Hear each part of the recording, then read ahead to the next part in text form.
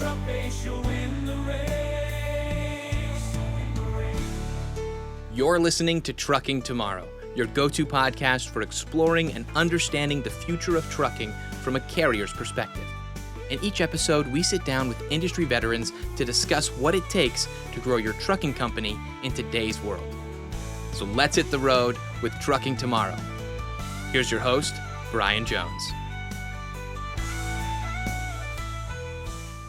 All right, welcome to Trucking Tomorrow, presented by TruckBase. Really excited to kick this off. We have an awesome guest today, Tom Herlache, the president of Herlache Truck Lines. We're going to have an exciting conversation about how he built Herlache Truck Lines and what he's learned as a high-performing small carrier in Wisconsin. Welcome, Tom. Excited to have you on the show. Thanks, Brian. Yeah, I'm happy to be here. For a quick introduction for folks, do you mind just sharing a little bit about Herlache Truck Lines and what you guys do? Yeah, so we're a small trucking company based in Oshkosh, Wisconsin. We primarily service the Chicagoland area, operating 17 trucks and a small freight brokerage. Very cool. Those are the folks we love to speak with. It's the small growing carriers and really the professional style operation. So love to hear a little bit about how you got your start in building Herlache Truck Lines. So how did you get started in trucking, Tom? So I graduated college. I had no idea that the trucking industry even existed. And my uncle had opened a trucking company a week before I graduated college. And he asked me to come down and start sweeping out trailers for him. So I said, no problem. Came down to his office and swept out about 40 trailers that day. And then I asked him if he wanted to come back tomorrow. And I said, yeah, I can come back tomorrow. So came back the next day and I said, hey, all the trailers are the same. And he said, can you answer a phone? I said, yes, I can answer a phone. And from that day forward, I was full-time dispatcher. So it was really a trial by fire. When I first began dispatching, I had no clue what I was doing. I worked hard and I was determined to learn the job, and with the help of a lot of driver feedback and learning a lot of lessons the hard way, I was able to get a hang of it. I'd love to hear a couple of those hard lessons, if you don't mind. And those first years as a dispatcher can be a challenge. Yeah, no doubt about it. So first of all, some of those lessons were dealt to me by C.H. Robinson.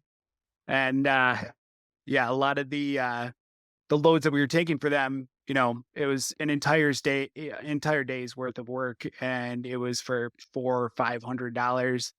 And it just had to come to fruition that we weren't making money on those shipments. And it took about a week or two to figure it out. And then there were some instances where we would take deliveries into Roundy's down in Oconomowoc, Wisconsin. And those deliveries are notorious industry-wide. And anytime you're going into a grocery warehouse, they would have deliveries of midnight and the driver wouldn't be unloaded until 9 a.m. So those are the type of lessons that I'm talking about when I say that I learned some lessons the hard way. We also sent some guys from, the north side of Chicago down to the south side to go get backhauls when there was guys on the south side of Chicago could have picked up those loads that I was heading to the north side of Chicago.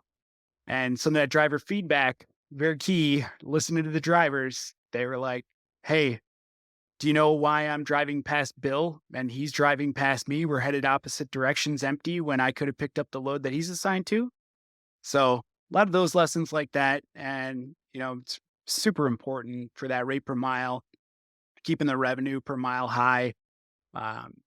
Those are the kind of lessons that I learned the hard way. Cool. In those early years, how many trucks were you dispatching on your end? Yeah, so it started off with, I think we had 9 or 10 drivers, and that was a lot. We had no customers at the time. We were taking 100% broker freight. And so it was a ton of communication with the brokers. They were always asking for, updates and statuses. And so it was type of job that you work 6 a.m. to 6 p.m. and just had to give all of the answers to everyone all of the time. And yeah, so that was that. Very cool. So this is all for, I think, your uncle's trucking company. Maybe we can fast forward and how you ultimately launched Herlache Truck Lines down the line here. Yeah, so I worked for my uncle for a year. Then I took a job at Coyote Logistics down in Chicago. really learned the no excuses type of mentality that, especially a young Coyote at that time back in 2011, super hungry, super no excuses, and really learned how to do things the right way in the industry. Communication, just finding that out, figuring that out, experiencing that, how important it is, and um, you know, the expectation of the industry and what that side of the business looked like. So I worked with Coyote for a year and I was living in Milwaukee, commuting down to Chicago. That was no fun. So I ended up taking a job that I had offered to me up in Waukesha, Wisconsin, which is like a 15-minute commute compared to a 2.5 hour commute. And so I went there, worked at a small freight brokerage for a year. And then after a year at that place, I just decided I wanted to start my own business. And so in March, I want to say it was, of 2013, I started writing the business plan for Herlache Truck Lines. And I thought it would take maybe 2 to 3 weeks and ended up taking much longer. Took me 3 months to write 17 pages. And I did about, I'd say like 6 to 10 pages worth of financial calculations. And then in June, I was able to present to a bank. They handed it back to me and said, give me another 1, 2, and 5 year financial projection. And I did that. Took me another 3 weeks. But on July 3rd of 2013, I was able to secure a SBA 7A loan to buy 2 trucks and 6 trailers. And we started operations in October of 2013 with those 2 trucks and 6 trailers. And first load that I hauled was a Coyote Logistics load, which, proud of. Uh, Happy to go back and, work with my old company. And so, yeah, that's how we began. Cool. I love the saying that all four kind of start wrong. Some are useful. For those kind of first 1, 3, 5 year forecasts, how accurate were they to actually how things turned out for you guys? So, it really felt like when they handed that back to me and they're like, more numbers, please. I was like, this feels so tedious. And especially never owning a business before, this is my first time doing anything like this. I was like, how and why? And, I'm making stuff up. Like, this doesn't seem to make sense. Well, all those numbers that I projected, we ended up hitting at the 5 year mark. We got up to I think we were at $2.2 million in sales. And a lot of the expenses were off. The profitability is not as high in trucking as you project when you have no idea, you know, how to project expenses when you're first starting a business. So it was pretty darn close though for revenue. We were pretty on. That makes a lot of sense. The hard part is you have revenue that's variable, both total and per mile, and costs that are variable, both total and per mile. So all those things are swinging in opposite directions. Yeah. Yeah. It went from being a very simple equation to a very complex equation. And getting all those numbers and getting that information into an equation to figure out where is profitability and what is the best loads. That was a little different than the 5 year projection for sure. Absolutely. Well, would love to jump ahead a little bit because I know that you built a really strong business around service and kind of have a niche in your area in Wisconsin. But would love to hear how you establish some of your relationships with repeat brokers. And I understand you have some direct freight as well. Love to hear about how you kind of built that reputation. Yeah. So right now we're like 70/30. For 70% of the freight that we haul is customer freight and about 30% is broker freight. And how we got there was it was a little bit of word of mouth. It was a lot of communicating with brokers when we found a lane that we could do. I had to be assertive when we would get shipments from smaller customers that we were working with, like, hey, who's paying the freight on this? Who is, asking questions and telling them, hey, this is a great lane for me. And if this is something that you guys have regularly, I would sure love to haul it regularly. So that kind of communication with the customer. And then also, following up when load is delivered and talking to the customer, finding out, that you got to have a little bit of a personal relationship with these people. And yeah, it's transactional with the business, but it certainly makes a difference getting in front of them, buying them pizza, silly as that sounds. You buy 30 Papa John's pizzas for the entire, dock crew, you would not believe how far that goes when your driver shows up 3 hours early for an appointment. And it's like, oh, it's Herlache. Yeah, back them in. So you get that type of reputation. And then, as we grew and time went on, customers, people move around. It's the nature of what's going on right now in employment. And so as a customer would leave and go work at another company, they would call me up because of the service that we provided and, level of communication that was always like paramount to my success was, hey, something's going to go wrong, like get ahead of it. Or if we're going to be early or late, just communicate. That makes all the difference in the world to these shippers and receivers. And so that's how we grew our customer base. And, I think it is important to have really strong relationships with brokers. Some of the brokers that I work with regularly, I'm sending pictures of my kids to these guys and gals, and, they love it. And, some of them got kids and grandkids, so we're exchanging pictures and talking a little trash about NFL football and all that kind of stuff. Having that personal relationship. I mean, a lot of these brokers and customers that I worked with in the first year, from October of 2013 until October of 2014, I still have those customers, and those brokers are still, working with me, and it just makes all the difference in the world. It ends up helping your bottom line too, because, hey, salesman might be pushing out, the freight budget for this is only $600, and why are you going to pay Herlache Truck Line $650? Well, when you're the transportation manager and 100% of the time Herlache shows up with the truck on time and that load gets delivered and it's Friday afternoon and you're not getting a call from the salesman saying the customer's on the other line, where's the truck? It just makes all the difference in the world. So I know that up in Wisconsin, you have Schneider in your backyard. You're going head to head with mega carriers. You're not quite an owner operator. You're really that in between regional carrier. How much do you think about the mega carriers and kind of where you fit into, differentiated services for shippers and brokers? Yeah, so that's a really good question. So for us, it really comes down to that service level, and we've got availability, we've got capacity at the last second.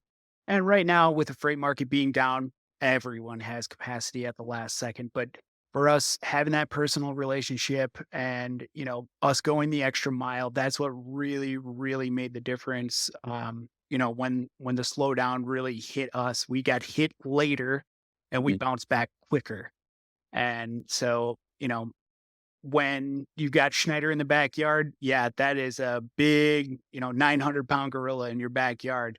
And you're not going to be able to compete with Schneider on high volume. If there's 3,000 shipments that are on, out for bid, Schneider is going to be number one when it comes to rate, and they're going to service it as well. I can't say anything bad about Schneider or rail logistics or paper transport or bison transport. And if you add all those trucks up, that's 12,000 trucks that are based within 90 miles of my home base. So, there's some big boys in the backyard, but doing the communication, embracing responsibility, doing the right thing every single time that you have a bridge to cross, it just makes all the difference in the world. And we're not going to be the cheapest. They know that. And, we do our best, but our cost is higher.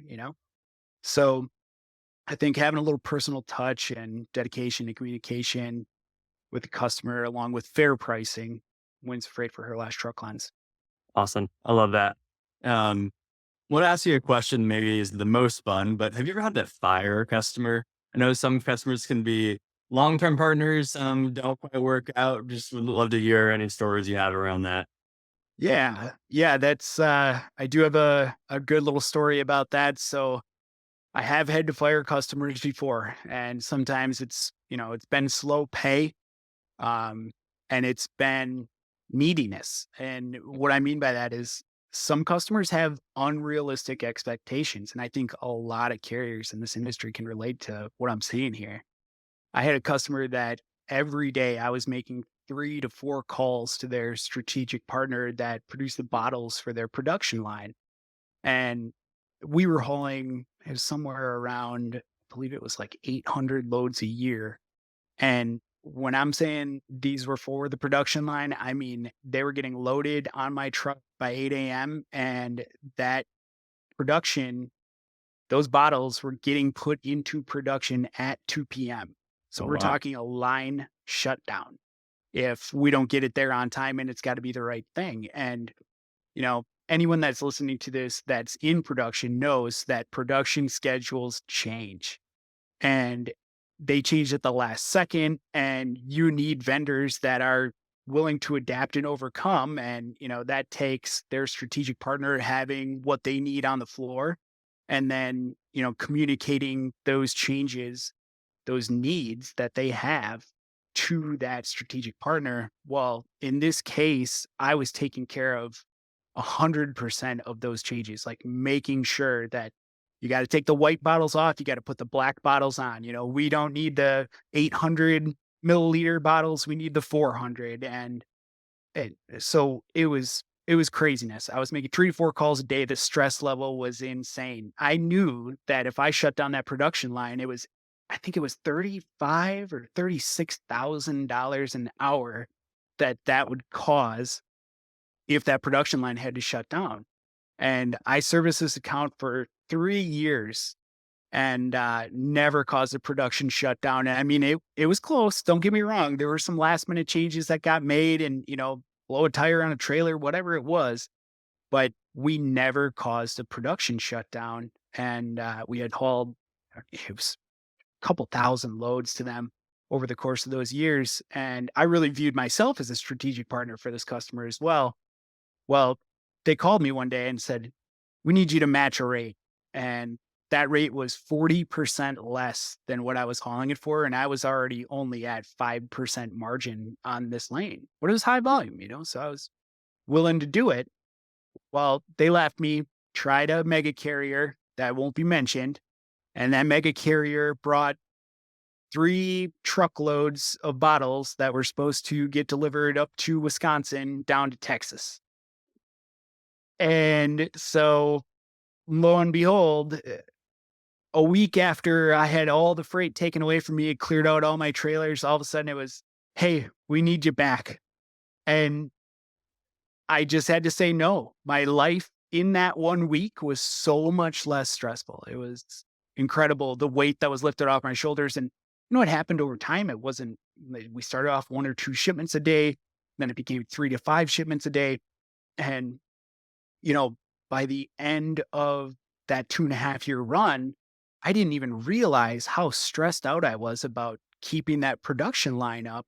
Mhm. And, when the customer took the freight away, I tried to explain to them, "Hey, like, you have no idea how much work this requires." And, he had said to me, "Well, what do you mean? I haven't heard a peep."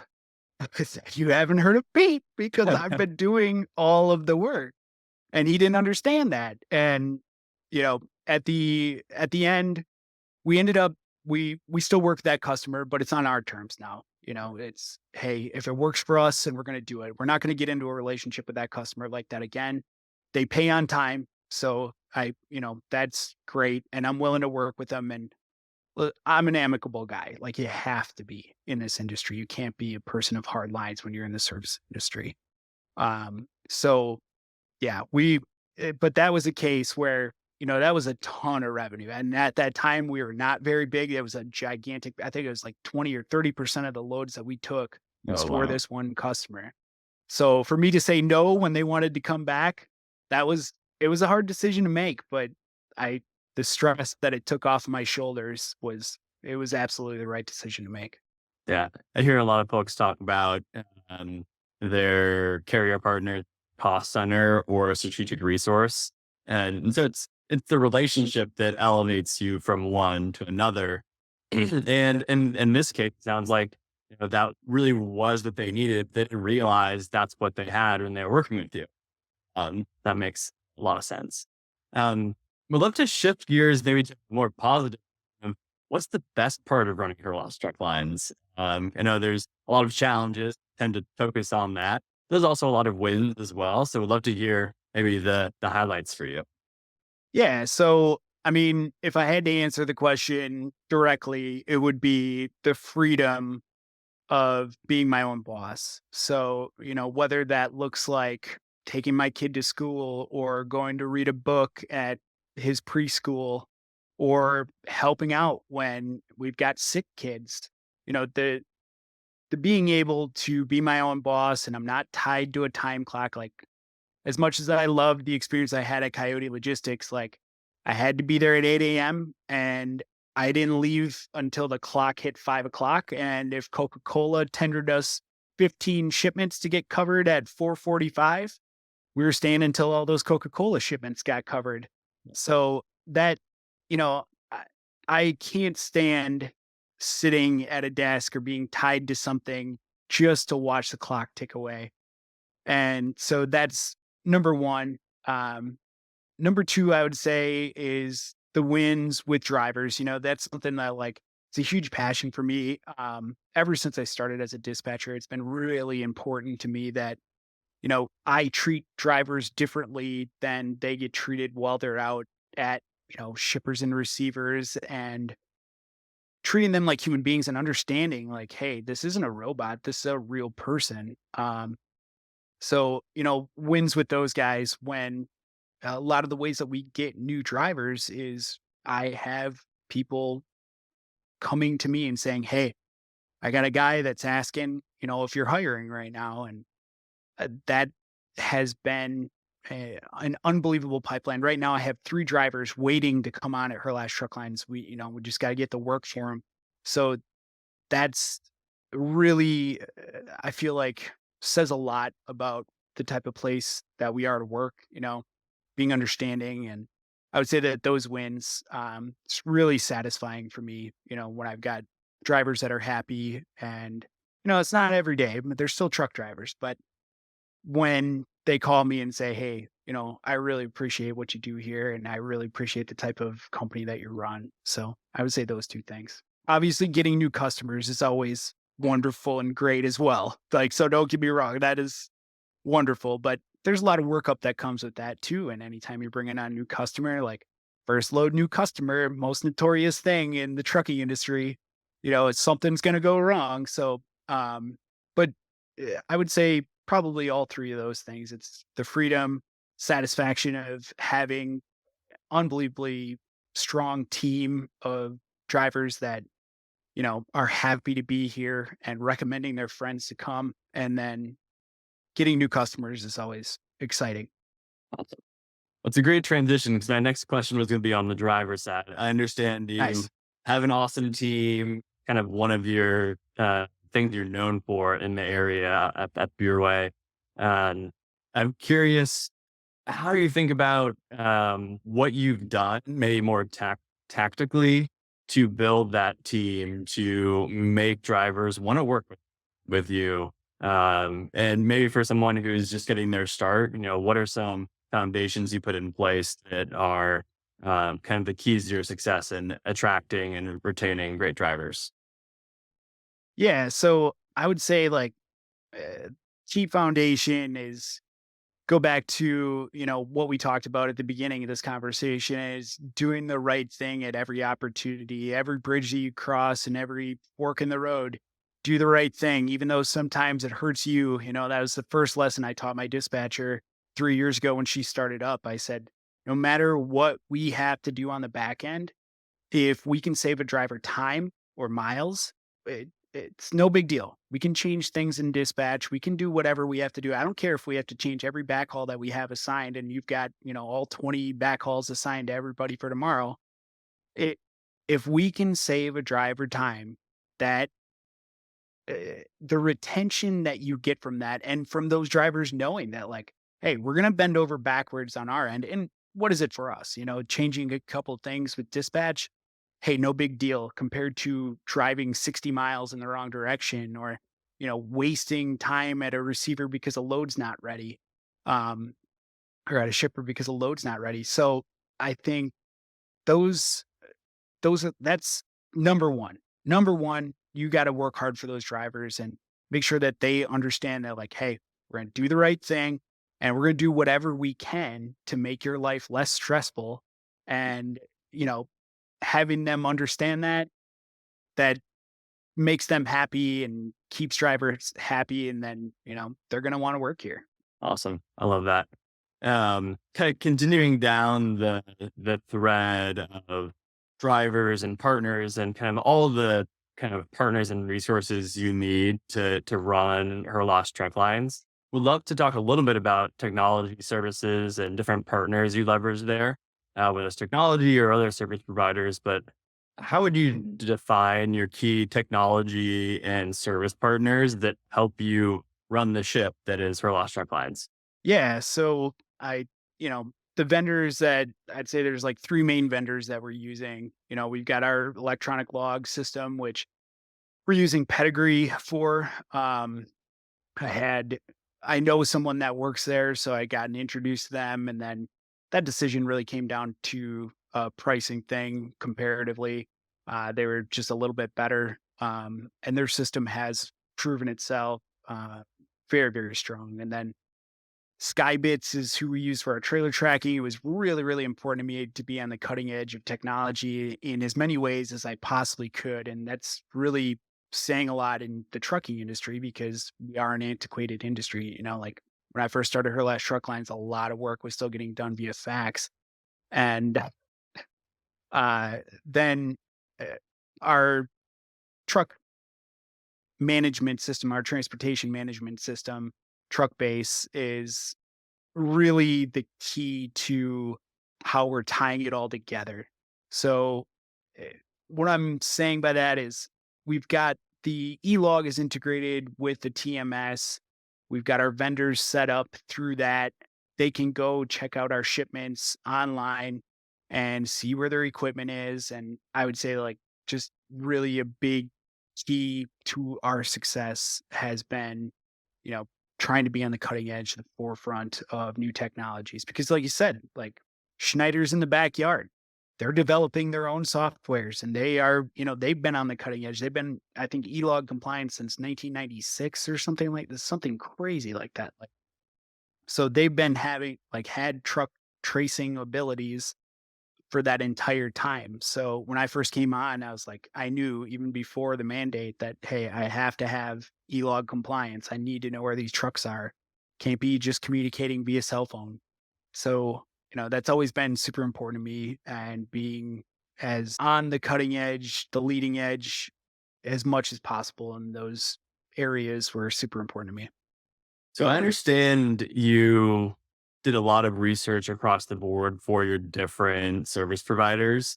How did you even get smart on what options were out there? How did you choose these? I know there's a million ELDs, there's different IoT companies for, you have dash cam companies, you have TMS companies, all these different things. Like, how did you even go about educating yourself on what options were out there? So, Brian, this is something that I would recommend to any carrier that's just starting off, or anyone that's in my position that's, hey, you've been in operation for 10 years and maybe you're not a very social or outgoing person. Talk to the trucking companies that are in your area. Try to make friends with them. I've got a trucking company that I've been working with for 3 years, and I've been really pumping this guy, trying to like get a little personal relationship with him. He's a smaller carrier. He's my next door neighbor. And I think he looks at me as competition. And, I just try not to think about it like that. I try to think about it like, hey, we're all on the same side. We're the trucking industry. We have the trucks and we need to be helping each other out as much as possible. I really think that a lot of growth can happen that way. And so, like I said, with Pedigree, it was, hey, I know somebody that works there. I know this person, and they were solid. Like I knew that I could trust their recommendation, and they wouldn't be there if it wasn't a good company. So it's kind of how I made that decision. And then with Skybits for trailer tracking, again, I needed something that was going to be bulletproof, and I kind of went outside of my comfort zone and started asking around to bigger carriers, messaging them on LinkedIn or giving them a call, hey, we've worked with you a little bit. I got a question. What are you using for services? And that's how I got recommended Skybits. And then same thing when I was checking out TMSs, like you said, you really want to get into, there's a million of them. The transportation management system, and software industry for trucking, well, there's a lot. And I talked to, 1,000 trucking company. I talked to a 300 trucking company. I talked to 15 trucking companies. And everyone that I could ask, everyone that I had for contacts from my days at Coyote, I just started saying to them, hey, I am looking for an innovative technology.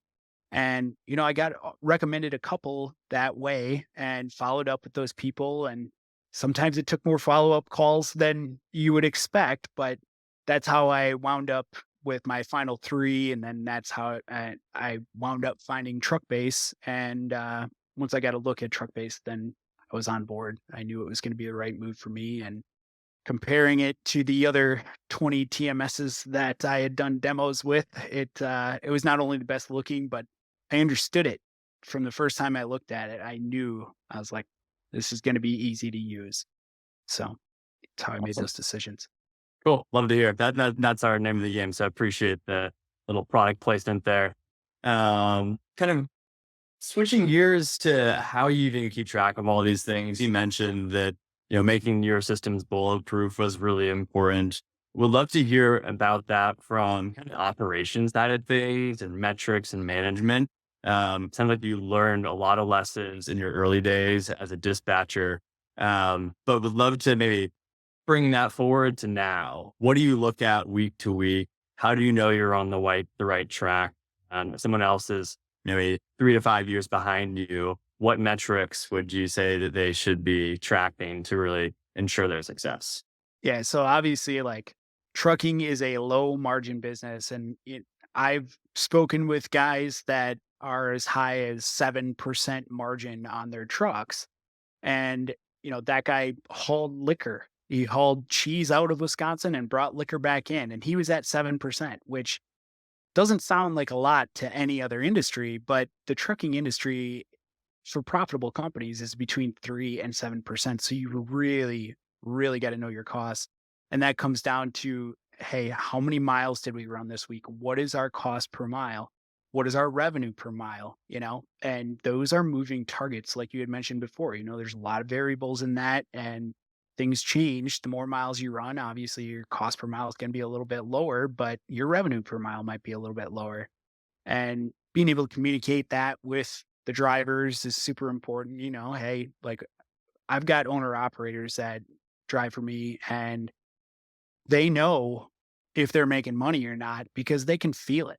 And so I would say tracking those miles, tracking that gross revenue, it's by the day, by the week, by the month, and by the year. I don't want to hear feedback if you had a little bit of a lighter paying day. You made $2.41 a mile today, you know, and then tomorrow you might make 275 and you're going to end up, somewhere between 255 and 260 per mile gross, which that's my target right now is around that 257, 258 per mile. And so keeping those costs low, super important. But at the same time, you gotta have the right things. You can't be afraid to pay for Skybits with, trailer cameras and understanding that balance that's there. Yeah, we could get this new system or service and it's going to add expense. Can't always be afraid to add expense. The margin's never going to be gigantic in trucking. So I would say look at that gross, look at those all miles, total miles. Don't talk to me about loaded miles, anything like that. No, I want to know all miles. That's what we're taxed on for IFTA. You're not going to be able to tell IFTA that, hey, they weren't loaded miles. I shouldn't have to pay fuel tax on them. It doesn't work like that. It's all miles. Those are the numbers. So I'd say look at that. It's by the day, by the week, by the month, by the year. You got to look at it. It's a big picture thing, and we've got a target where like I've talked to a 1,000 trucking company. Their target per truck in revenue is $250,000 a year. Okay. On 100,000 miles. So they're trying to be at 250 a mile on 100,000 miles. Our miles are a little bit higher. We're at like 108 to 112, depending on which truck. And I want to be at a gross of, I say 275 minimum to my drivers when they come on here. That gives them about 8 weeks of I say vacation or downtime, however you want to look at it, of total time off. And if they do that, they can hit that minimum of 275. And some of our drivers, I mean, in 2023, I think our highest gross driver was at like $341,000 to the truck, and he was somewhere around like 271 a mile. So, that'll give small carriers a real good idea of where you want to be. Trucking companies are always afraid to share that information. I'm like, hey, I want everybody to know, it's not good enough. I want more, like, let's get this number higher. Everybody's got to be here. But those are the numbers that I would say, hey, you want to run over 100,000 miles minimum, you know, unless you're, hyper local or something like that, but 2,500 miles a week, give or take, and then try to be somewhere between $6,200 and $6,500 in gross. If you do better than that, great. And if you do a little bit less, well, got to remember, by the day, by the week, by the month, by the year. So don't get too upset when you have a down week. It just is what it is. It's the nature of the business. Yeah, it's the big picture. I'm curious, year to year, do you see that moving around and changing your expectations around that? Or is that a more universal kind of goal you have year after year? So I would say when I first started, our weekly revenue goal was $5,500, and it's only gone up to right now it's $6,200 for a year or two there where things were real good. It was at $6,500. But it moves around, but that is pretty close to where you need to be. And obviously, if fuel goes back up to $5 or $6 a gallon, that's going to have an effect on that number, is going to drive up that number.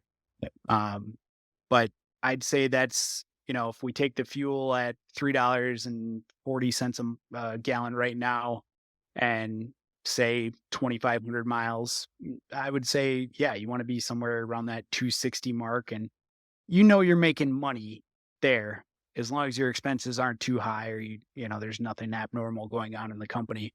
That 260 a mile to, obviously, like in the 2022 year, I think we probably averaged somewhere around like 272 a mile, all miles on all trucks, with some guys getting pretty darn close to $3 a mile, all miles. But that's not realistic in today's market, but it is a safe bet to say going forward, you got to be above 250 a mile where those mega carriers are. They're doing stuff. They've got a lot less cost on new trailers, new trucks, and they're paying their drivers a little bit less too, because, the routes that they're getting are high volume, and you just, drivers expect that as well. So. Yeah, absolutely. Well, I know throughout this conversation, you're pulling in different education and insights you heard from mentors, things you picked up over the years. We'd love to switch maybe a little bit towards the market, what's happening, looking towards the future. And maybe just first with, how do you stay smart around what's happening and what you need to know as a small carrier? Yeah. So there's, I'm on LinkedIn. That's the social media of choice for me. I would recommend that to every carrier of any size. Get on there, get in a few of the groups, the logistics groups. Some of these groups have 80,000 people in them, and a lot of good information gets exchanged in there, and it's, not like a Facebook group, a little bit more intellectually based, if you will. And yeah, I would say just stay out of those Facebook trucking groups. That's also a recommendation. I got myself kicked out of one of those when freight rates were high and there was a new normal happening, and trucking was going to pay, $5.50 a mile, all miles, all the time. And I was kind of being the voice of reason, and nobody wanted to hear it. So just stay out of there. I check out Fleet Owner Magazine. It's a pretty good source of information. And then Freight Waves, paying attention to that. And a lot of times they got interviews, hey, what are the big megas saying? Very cool. The last questions are about looking forward. What do you see on the horizon for 2024, both for small carriers and your priorities at Herlache Truck Lines? Yeah. So for predictions for 2024 for a small carry, it's going to be tough. It's going to be tough for everybody, from the big carriers to the small carriers. And you see the small carriers hurting, and you see the big carriers saying that, hey, we're shutting down trucks. We're not going to hire drivers. They're right sizing as well. But we got to remember, hey, when the post-COVID boom hit, I think we were gaining 3,500 motor carriers per week at that time. It was craziness. There's a lot of new trucking companies coming out of the market. And, a lot of these people didn't know their expense per mile. And when freight rates are high, there's no, right. Yeah. There's no consequences for it, for you not knowing what your expenses are. Which, again, harp on that, knowing your expenses, very, very important. And then, as far as when the market's going to come back, I think that's something everybody's trying to wrap their heads around. With those 3,500 carriers coming on per week for 18 to 24 months, right now we're losing, over the course of the past 6 months, I think about 1,500 motor carrier authorities are, getting basically shut down, or turned back in. So at that pace, it would be another 5 years before the market normalizes, for lack of a better term. I don't think it's going to take that long for things to come back. The economy grew. The government injected $7.7 trillion, and the economy grew. So we can sustain more trucks on the road. But for when I think it's going to come back, I mean, summertime I feel like a pretty safe bet to say, hey, like April, May, start looking for, some of those carriers that are running other modes right now because it's wintertime are going to start running flatbed and doing building supplies and that kind of thing. And then, canning will be picking up sometime during summer. And once that happens, there's going to be higher demand. So I'd say let's cross our fingers. Q2 of 2024, the market should be not back to normal, but should be bouncing back from this depression that we're in. And then for Herlache Truck Lines, what's on the horizon for you guys this year? Yeah, so I've got an ambitious goal of 20% growth. It's going to be a hard one to hit, but we've hit hard goals before, and we can do hard things. So I'm going to try to grow our total revenue up to about the $5 million mark. Hopefully we can exceed that just a touch. And I'm going to try to add 2 to 3 more drivers to get there. And then I want to grow my trailer fleet from 60 trailers up to 70. So try to buy another 10 trailers. Hopefully the interest rates come down a little bit and I can get a little more favorable payments, but we're going to do what we have to make it work. And I think, adding a couple trucks will justify buying a couple trailers. Sounds great. Sounds like an awesome year. Yeah, I'm excited. Tom, appreciate the time. It's always great talking with you. Thanks for taking the time to speak with us, and wish you all the best into 2024. Sure, Brian. No, I really appreciate the opportunity, and first time doing one of these things. So a little bit nervous, but it was exciting, and I'm glad that I did. So thanks again for the opportunity. Thank you for joining us for this episode of Trucking Tomorrow. The show notes include links to any resources mentioned in today's show. And if you enjoyed our podcast, please subscribe so you never miss an episode and leave us a 5-star review. Truck base, you're always